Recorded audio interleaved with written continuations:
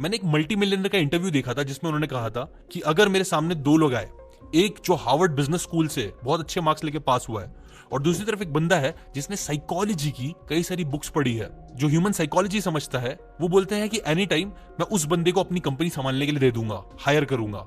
Because psychology, to be very honest, one of the most powerful subject है जो एक इंसान को समझना चाहिए।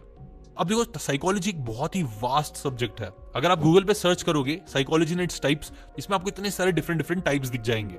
बट अभी के लिए मैं सिर्फ 4 चीजों पे फोकस करूंगा जहां साइकोलॉजी का आपको यूज करना ही चाहिए, जो अगेन है health, wealth, love and happiness. Psychology और हेल्थ। एक औरत ऑथर के पास आती है और वो बोलती है कि मैंने बहुत सारी चीजें ट्राई कर ली है, अलग अलग डाइट, अलग अलग चीजें, बट स्टिल मैं अपना वेट कम नहीं कर पा रही हूं। मैं क्या करूं, मुझे समझ में नहीं आ रहा है। तो इसके ऊपर ऑथर ने एक सोल्यूशन देते हैं, सिंपल सा सोल्यूशन। वो बोलते हैं कि आप टीवी देखती हो, राइट?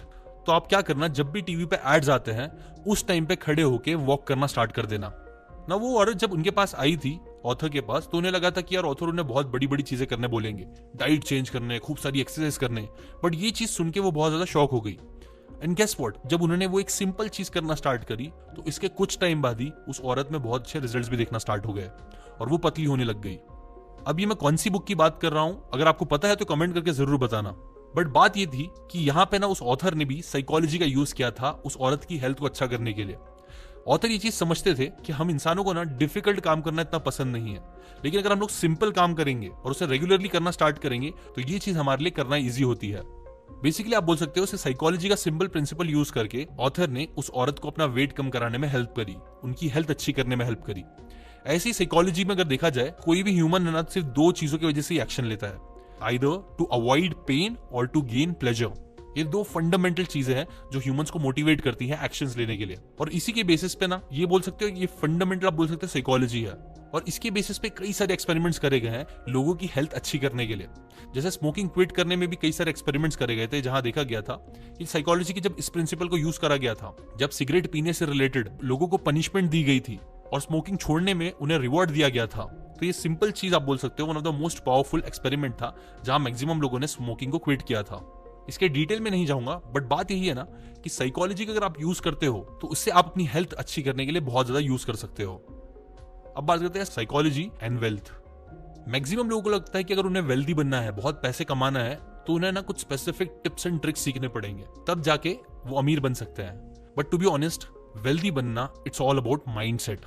बेसिकली आप बोल सकते हैं वो भी साइकोलॉजी है। जैसे कि one of the most powerful psychological lesson जो मैंने सीखा है, जिसने मुझे वेल्थ क्रिएट करने में बहुत हेल्प करी है, वो है instant gratification versus delayed gratification.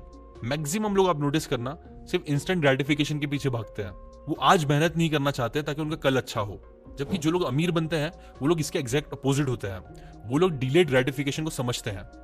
Famous marshmallow test भी यही चीज को प्रूव करता है।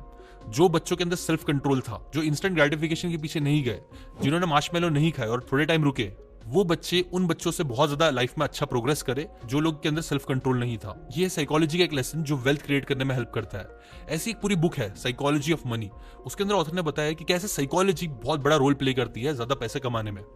एक और एग्जाम्पल देता हूँ।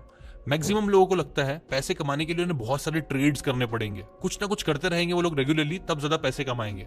जबकि आपने देखा होगा मैक्सिमम जो सबसे ज्यादा पैसे कमाते हैं स्टॉक मार्केट से, वो लोग यूजुअली ट्रेडर्स नहीं बल्कि लॉन्ग टर्म इन्वेस्टर्स होते हैं। अब आता है साइकोलॉजी ऑफ रिलेशनशिप पे। अगेन, अगर आप साइकोलॉजी को समझोगे तो आप अपने रिलेशनशिप को भी बहुत बेटर कर सकते हो। और इसके लिए भी कई सारी इंटरेस्टिंग बुक है, जैसे कि man are from Mars and women are from Venus, जिसके अंदर बताया गया है कि कैसे आदमी की साइकोलॉजी और औरतों की साइकोलॉजी कितनी डिफरेंट होती है।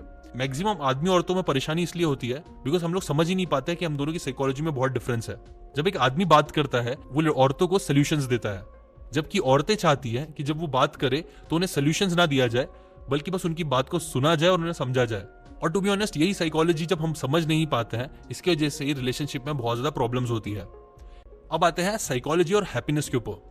मार्टिन सेलिगमैन की एक बुक है ऑथेंटिक हैप्पीनेस, जिसके अंदर वो बताते हैं कि कैसे एक इंसान हैप्पीनेस को अचीव कर सकता है ना। वो कई सारी चीजें बताते हैं, जैसे कि विजडम, करेज, ह्यूमैनिटी, ट्रांसकेंडेंस, जस्टिस, मॉडरेशन, जिसमें ये सारी चीजें आती है।